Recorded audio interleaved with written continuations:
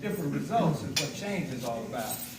So as a unity task force, one of the things we've talked about and we've thought about is what can we do different as a two-point charge to be more effective, to reach more people, and to be a real benefit to our community.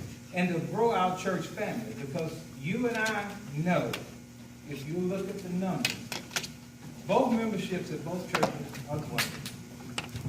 And what we've been doing has not brought us in the kind of people that we want to bring in. We need to bring in more young people, more young families. So we've got to change how we approach growing our churches and becoming better Christians. So what we've done in this document that you have in front of you is looked at ways and strategies based on your survey results, and we got about 50 folks that responded to our survey that we gave to the members of the church. We've taken that information, we put it into two categories.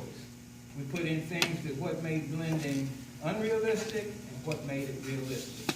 We focused more of our attention on the unrealistic because we thought that those were impediments to our growth as Christians and growth as churches.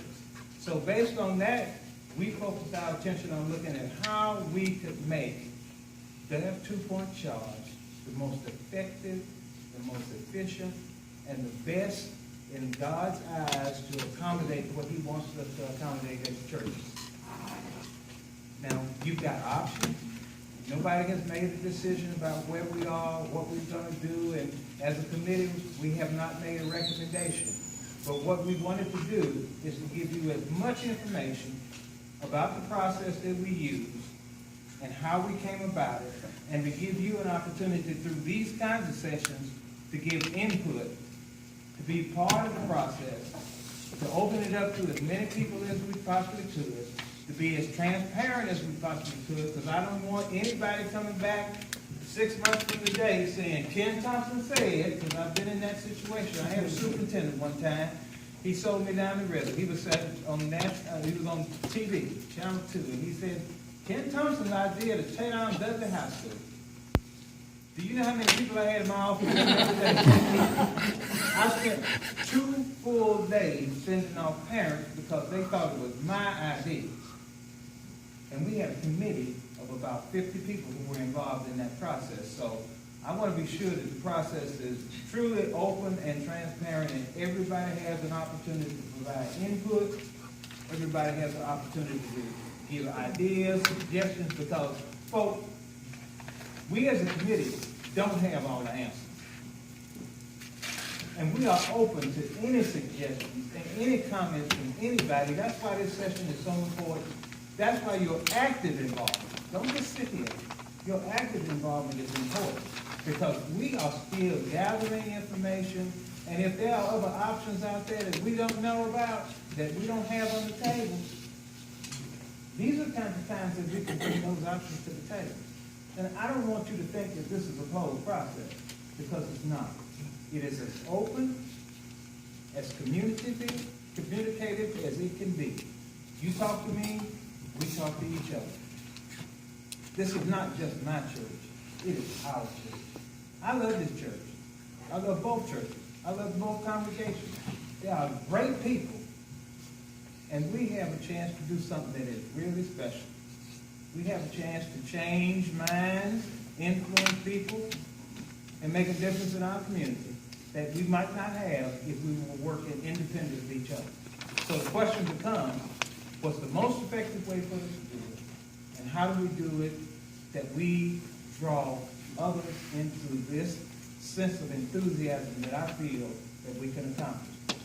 You know, I was talking, Sherman and I were talking yesterday. We dealt with termites at Trinity Memorial. God didn't put us here to deal with those termites and repair that church for us to say 10 years from today we closing the doors. Same thing at St. Mary's.